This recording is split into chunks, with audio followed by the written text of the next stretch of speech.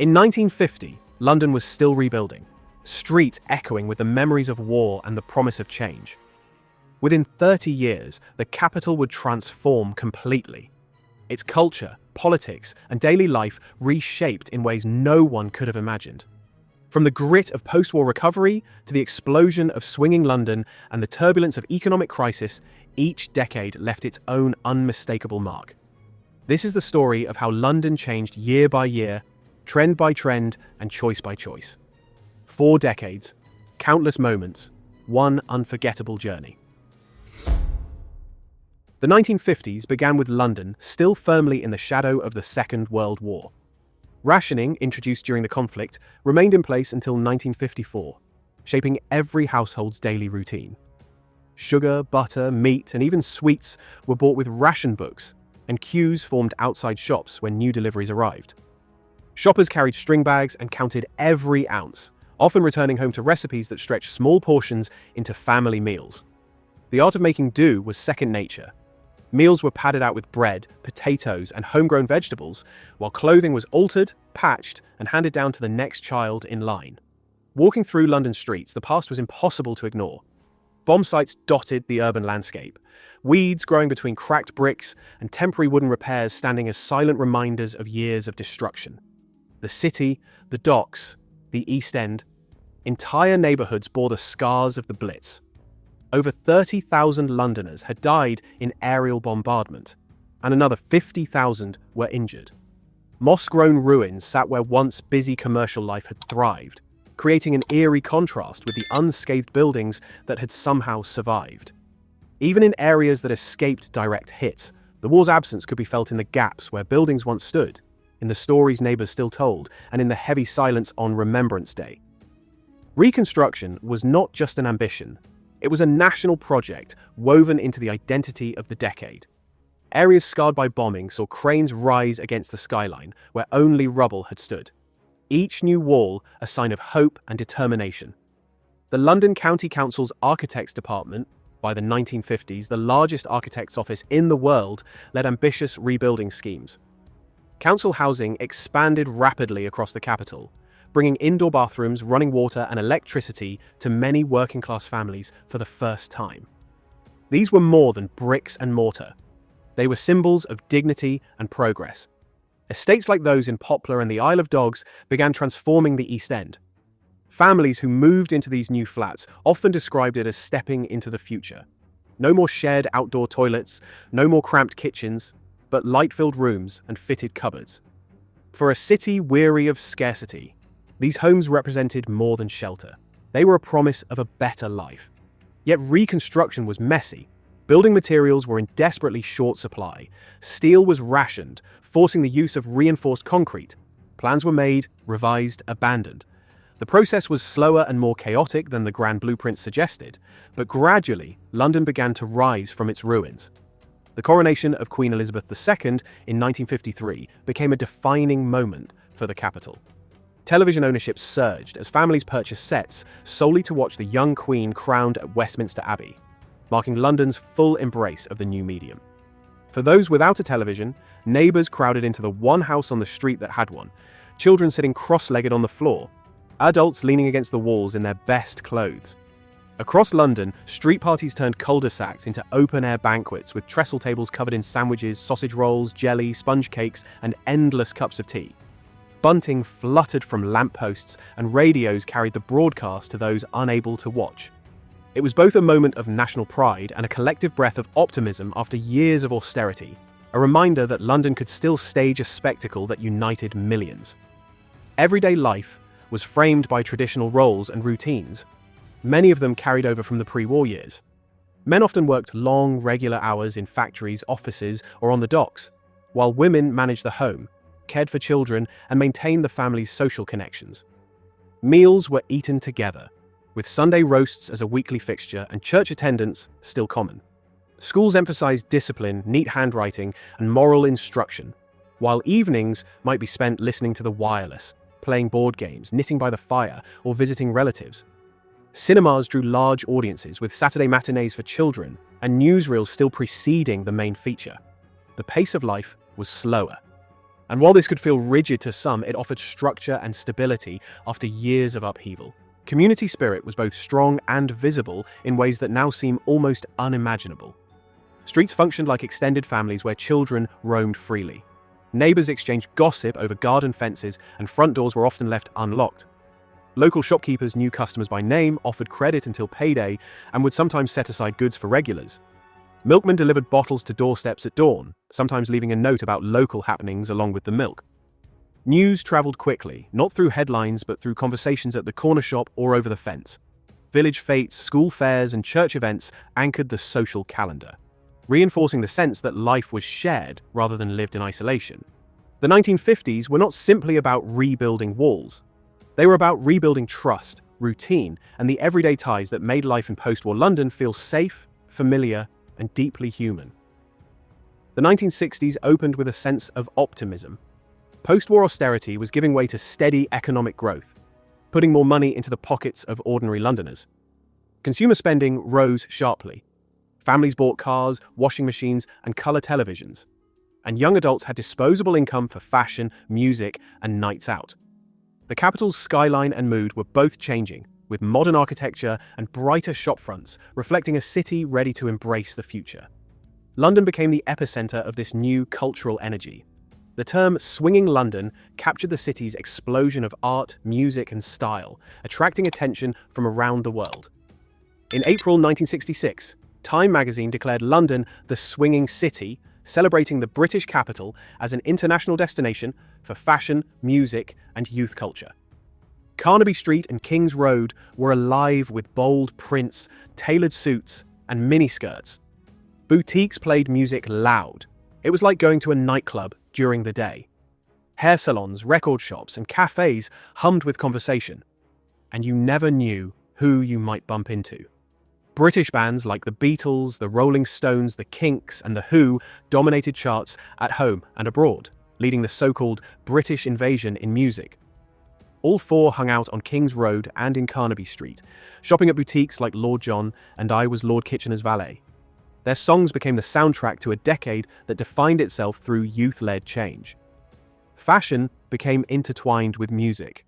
New acts sought quirky, stylish clothes that would help create their desired persona, while designers longed for the publicity of having their pieces worn by famous figures. Some even paid musicians to perform at their stores and draw a crowd. Fashion was a revolution in its own right. The miniskirt, championed by designers like Mary Quant, became an international symbol of liberation and confidence. Quant's King's Road boutique, Bazaar, was the hot ticket destination of the day. Supermodel Twiggy became the face of 1966, rocking the miniskirt and the mod style like no one else. Men's fashion also broke away from stiff formality, embracing slimmer cuts, brighter colors, and influences from mod and psychedelic styles. Clothing was no longer only functional. It became a statement, a way for young people to visibly express their independence and their refusal to conform to their parents' world. Social attitudes were evolving alongside the soundtrack. Parliament passed groundbreaking legislation, including the legalization of homosexuality in England and Wales in 1967, the reform of divorce laws, and the relaxation of censorship in theatre and publishing. These changes challenged long-standing norms and encouraged more open discussions about identity, relationships, and personal freedom. Although not universally accepted, the reforms marked a clear shift away from the rigid conservatism of earlier decades. Immigration from Commonwealth nations reshaped the character of London's neighbourhoods. Communities from the Caribbean, South Asia, and Africa brought with them new languages, foods, music, and traditions, enriching urban life while also facing prejudice and challenges in integration. These arrivals contributed to a more multicultural capital, particularly in areas like Brixton, Notting Hill, Southall, and parts of East London. By the end of the decade, London had become a more diverse, dynamic, and outward-looking city, one whose streets, soundtracks, and style had transformed beyond recognition from just 10 years before. The 1970s began with echoes of the Cultural Revolution still reverberating across London. Youth fashion was bold, music was electric, and the streets still carried a sense of possibility. But beneath the surface, the city's economic foundations were beginning to shake. The oil crisis of 1973, triggered by geopolitical tensions in the Middle East, sent fuel prices skyrocketing almost overnight. Petrol shortages became part of daily life, with queues snaking from filling stations, engines idling as drivers waited their turn. To conserve electricity, the government implemented the three-day working week in January 1974, leaving homes dimmer in the evenings and factories silent on days when production halted. Television broadcasts shut down at 22:30 each night. Most pubs closed early. For many Londoners, it was the first time they felt the fragility of Britain's post-war recovery. Industrial unrest became a defining feature of the decade. Strikes by miners, dock workers, refuse collectors, and public sector employees dominated headlines, often paralyzing essential services. The winter of discontent during 1978 to 79 was perhaps the most striking image of the era. Piles of uncollected rubbish rotting in London streets, gravediggers walking out, train services suspended, and a public increasingly frustrated by the stalemate between unions and government. In some areas of the capital, garbage went uncollected for weeks. These strikes were not only about pay. They were a battle over the balance of power in British industry, and they exposed deep divisions in society. For many families, these disruptions were personal. They meant cold homes, delayed wages, and a gnawing uncertainty about tomorrow. The economy staggered under the weight of inflation and rising unemployment. London's docks, devastated during World War II and restored in the 1950s, began closing between 1968 and 1981 due to their small size, difficult labor relations, and powerful competition from European ports. Factories that had powered the capital's industrial might for generations began to close, leaving communities without their main source of income. Inflation ate into pay packets, making basic goods harder to afford. Families adapted by cutting back on treats, stretching meals further, and repairing rather than replacing clothes or household items. For many Londoners, the financial insecurity of the 70s was a sharp break from the relative stability of the post-war decades. Yet even amid hardship, new voices and causes began to reshape public life. The environmental movement pushed concerns about pollution and conservation into mainstream discussion, while the feminist movement gained momentum through campaigns for equal pay, reproductive rights, and workplace equality. Marches, rallies, and public debates became regular features in London, injecting fresh ideas into a political landscape that often felt paralyzed by conflict. Culture, as ever, became both an escape and a mirror of the times. Glam rock dazzled with sequins, platform boots, and theatrical defiance of grey reality. Punk music exploded from smoky clubs in Camden and the West End, with raw energy and political bite, with bands like the Sex Pistols capturing the anger and frustration of a generation. Television evolved, introducing grittier dramas that tackled subjects like unemployment, racism, and working-class life, with a realism absent from earlier decades. Experimental comedy pushed boundaries and satire became sharper. By the close of the decade, London was a city in transition, economically strained, politically divided, but still brimming with creative vitality that refused to be extinguished by the hardships of the day. 1980 marked more than just the start of a new decade. It signaled a decisive break from the post-war consensus that had shaped London for 35 years. With Margaret Thatcher's election in 1979, economic policies began shifting toward market liberalisation, privatisation, and a reduced role for the state, setting the stage for profound changes in public services and industry. The political atmosphere grew sharper, more combative, and more focused on individual enterprise than collective provision. The debates of the 70s over the balance of power between government, unions, and business now gave way to a new economic experiment. Housing policy reflected the new direction. Council homes, long seen as a public resource, became available for tenants to buy under the Housing Act 1980. The Right to Buy scheme promised to create a property-owning democracy. While many families saw the chance to own their own home as a milestone, the sale of public housing stock also reduced availability for those most in need. Industry, meanwhile, underwent deep restructuring. London's already declining docks and manufacturing sectors faced further contraction. Traditional industries like steel production accelerated their decline, and the relationship between government and unions grew more adversarial, with strikes met by tougher negotiation tactics. At home, everyday life began to incorporate new technologies.